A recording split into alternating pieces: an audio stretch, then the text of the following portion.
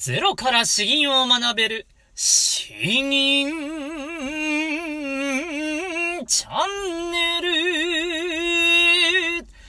おはようございます。こんにちは。詩吟チャンネルのヘイヘイです。このチャンネルは詩吟って何と全く詩吟がわからないという人はですね、YouTube だけで、吟ずることができるようになるまで、それを目指したいというチャンネルになっております。普段はですね、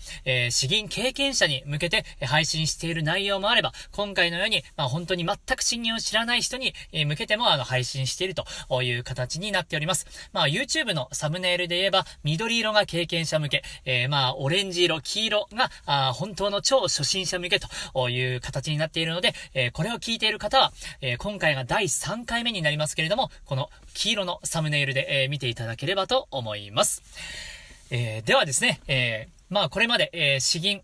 初心者のための内容を言ってきたわけなんですけれども、詩吟って何？詩吟って一体何が楽しいのと来てですね、今回は、じゃあどうやったら詩吟を吟ずることができるようになるのか、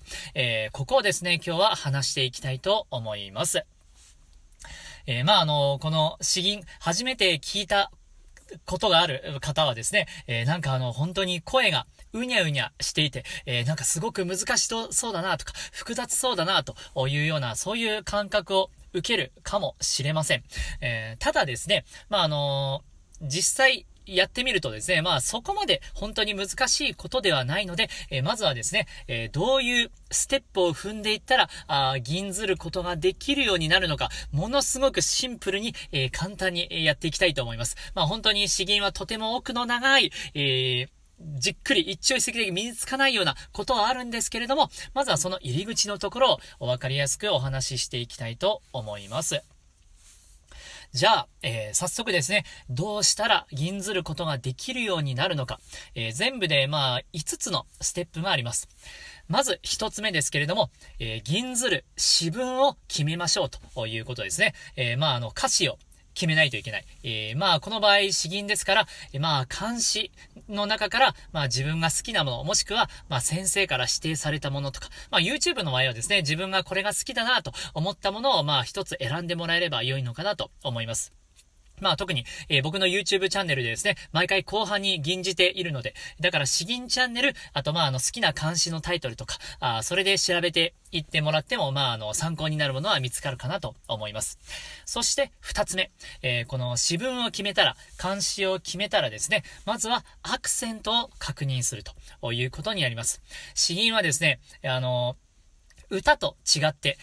正しく日本語として発音して、それに折調という、声を伸ばしたような、そういう独特な節回しをつけるというものになります。なので、まず正しく発音するということが大事になってきます。正しくとはどういうことかというと、言葉に対して、正確なアクセント、それを表現するということになります。なので、国破れて山がありとかであればですね、国、2が上がって、国破れてですね、ぶだけ高いとか、山があり、山がはさだけ高い。ありはあですね。こういう形でアクセントを丁寧に、まず一つずつ確認していって、この詩文を正確なアクセントで読めるようにするということ。これが二つ目になります。そして三つ目ですね。詩文だけを読んでいても吟ずることはできませんので、まず詩吟でよく使う韻音階というものを知る必要があります。韻音階、韻と陽の韻ですね、影という字書きますけれども、ちょっと暗いような感じの音階になります。音としてはですね、これかな。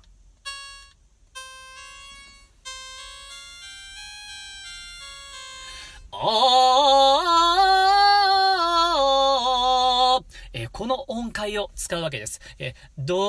ドレミ、違うわかんない。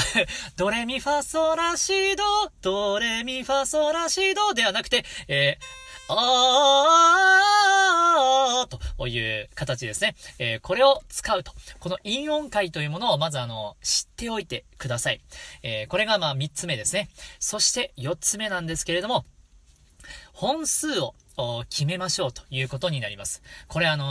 全然多分知らない言葉だと思うんですけれども、本、ブックの本ですね、に数と書いて本数と呼びます。詩吟の世界はですね、カラオケでいう原曲キーっていうものはないんですよ。原曲キーというものはない。正直ですね、自分の出しやすい音程で、キーで、吟じて良いんですね。そのキーの高さのことを本数と言います。まあ本当に1対1というふうに考えてもらって、構わないですね。だから声の低い人はですね、今の言った陰音階を低い本数で、こういう一本という男性の低めの音階でやる方もいらっしゃればですね、女性であれば、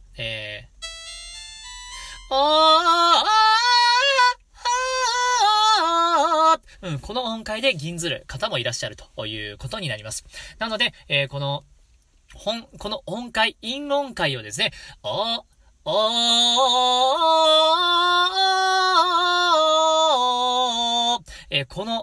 この音階を、声を出してみて、この一番高い音がですね、ちょっと苦しいなって思うぐらいの、この本数は何なのか、キーは何なのかですね、それを決めるということになります。男性であれば、声が高い人は、3本から4本。私は普段3本から4本ですね。で、声の低い人は1本とかになります。で、女性であれば、声の高い人は8本、9本、低い人は6本から7本。そんな形になります。スマートフォンでですね、アプリがあるんですよ。銀トレっていうアプリがあるので、それをダウンロード、インストールするとですね、そこに8本とか7本とか本数が選べますんで、それで自分に合った本数を探すということになります。これが、これで本数を決める、4番ですね、になります。そして、5番目。本数が決まって、詞文も決まって、で、陰音階というものを知って、で、アクセントも知ると。今ぐちゃぐちゃな順番で言いましたけれど。で、そこまでできたらですね、ようやく、一つの、一息分ずつ、吟を真似ていくというステップになります。こればっかりはですね、本当に、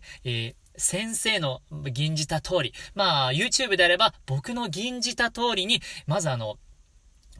小分けしていってですね、それを真似ていくということになります。例えば、弁声粛々、こういう風に先生が吟じたら、まずは自分の理解の程度でいいんで、そのままにですね、何度か真似てみると。弁声粛々と、こういう風にですね、本当に、真似ていくんですね。だいたい漢詩一つ分をですね、6つのブロックに分けてやっていくわけなんですけれども、その6つずつをですね、1つずつ、言われた通りに、真似っこしていくと。で、それをだんだんと、つなげていって、最初から最後まで一人で吟じるようになるということになります。大体本当に、最後は真似ていくしかないというところになるんですけれども、ここでですね、こういう質問が出てくるんじゃないかなと思います。この詩吟の中にですね、楽譜ってものはないんですかっていう話ですね。そう。こういう複雑な動きをしているからこそ、楽譜が欲しいという気持ちはものすごくよくわかります。で、これに対する答えはですね、流派によってあったりなかったりしますと。そして必ずしも必要ではないというのが僕の答えになります。詩吟においてはですね、この音の上がり下がり、というものはそれは楽譜があればいいんですけれども、音楽と違うのは、リズムじゃないんですよ。リズムではなくて、間合いですね。間合いで、詩を表現することになります。この間合いというものはですね、本当に、普段の楽譜で表現できるものではないんですよ。楽譜で表現できるのは、均等なテンポ。と、あくまで音の上がり下がり、音だけなので、この間合いというものが本当にわからないんですね。そしてこの間合いがですね、詩文によって、やはり伸びたり縮んだり、っていうのがあります。あとはここをこういう風に表現したいんだ。激しく表現したいんだというところであれば、間合いはもう短くなるかもしれないし、たっぷりと表現したい場合はですね、間合いも長くなっていくということで、本当に、この間合い表現するのが難しいということもありまして、楽譜を用意している流派もあれば、教室もあれば、そういうことを全くしないところもあると。僕の方は、そういうものは準備されていなかったですね。だから基本的には先生の言われた通りに、真似をする。それで自分で何度も繰り返しているうちにこの間合いというものがだんだんと分かってくる。最初は間違っていて先生に指摘されて、でいい銀とはどういうものかがだんだんと固まっていって、でそれで銀じていけるようになる。綺麗な銀になっていくということになります。だから本当に、楽譜というものはないんですけれども、まずはですね、小分けにして詩文を6つぐらいに小分けにして、それを見よう見真似、聞きよう聞き真似で真似ていく。こうすることで、まずあなたに合った、最低限の吟じ方ができるかなということになります。ここから先はですね、この、緑色のサムネイルの経験者向けの配信内容を聞いていただければと思います。本当に深い内容と、まだ銀歴1年目、2年目といった方に向けても、いろいろやってありますんで、これは自分に必要だなと思う内容をピックアップして聞いていただければ、良いのかなと思います。声はどういうふうに、こういう練った声はどうやったら出せばいいのか、腹式呼吸はどうしたらいいのか、この間合いって一体何なのか、緩急強弱はどうしたらいいのかとかですね、そういうことも基本的にバーっといっぱい喋ってきていますんで、どうかそれは緑色のサムネイルの YouTube をぜひぜひご覧になって見てください。ということで、今回はですね、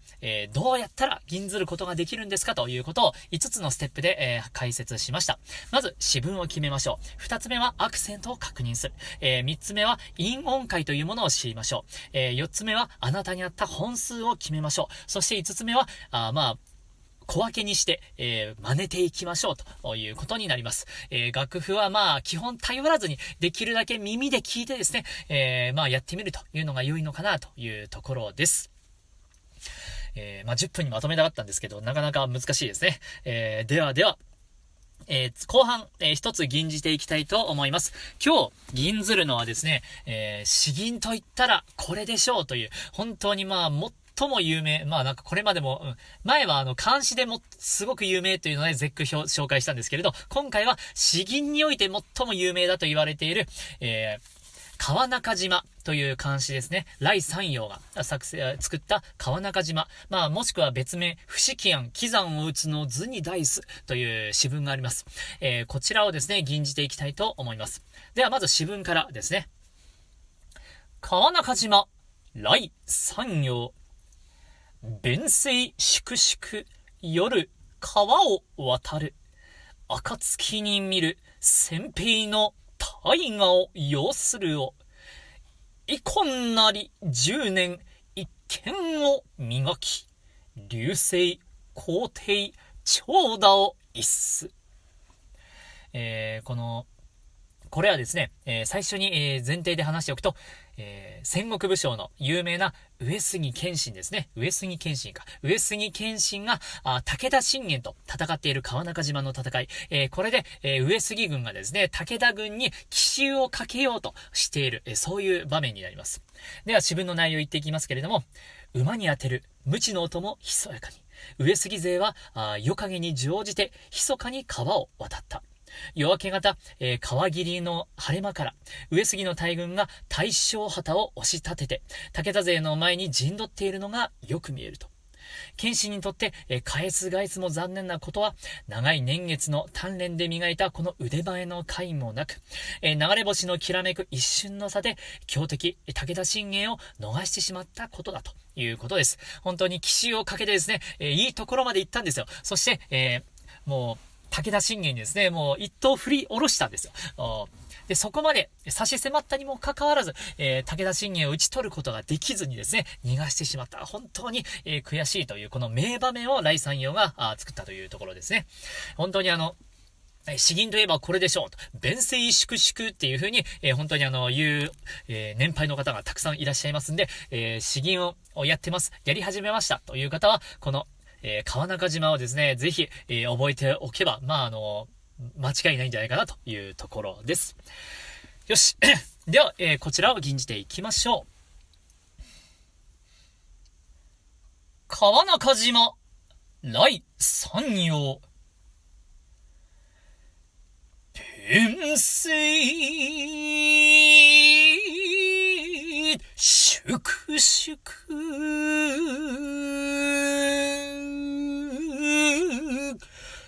夜川を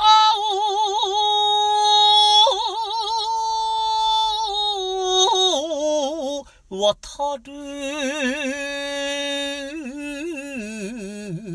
暁に見る先兵の大河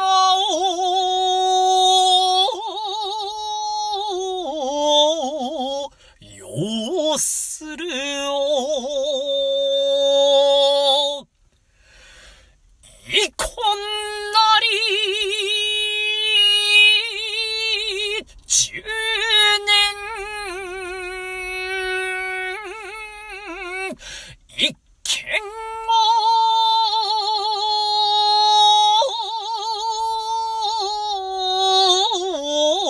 を磨き流星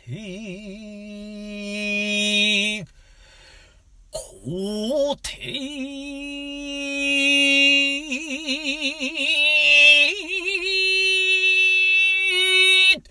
長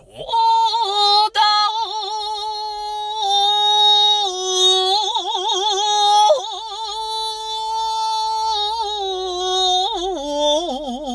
を一数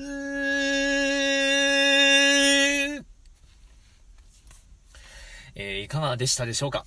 本当にですね、僕もこれを吟じてくれと言われるとですね、多分毎回、あんまり良くはないんですけれど、気分に応じてですね、だいぶ吟じ方が変わってくるんですよ。演歌歌手の方がですね、ある程度同じなんだけれども、やはりその時の気分によってですね、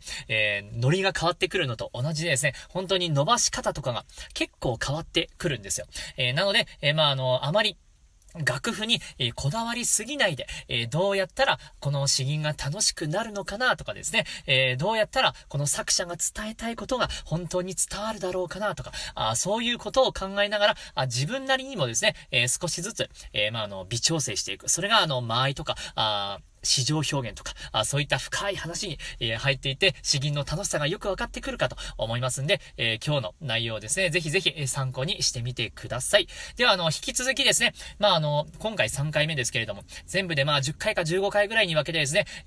詩吟が一通り YouTube だけでわかるように、解説していきたいと思います。興味があれば、引き続きフォローしてくださって、コメントなどもいただければ本当に助かります。では今日は以上となります。詩吟の魅力を発信する、また間違えた。ゼロから詩吟を学べる詩吟チャンネル、どうもありがとうございました。バイバイ。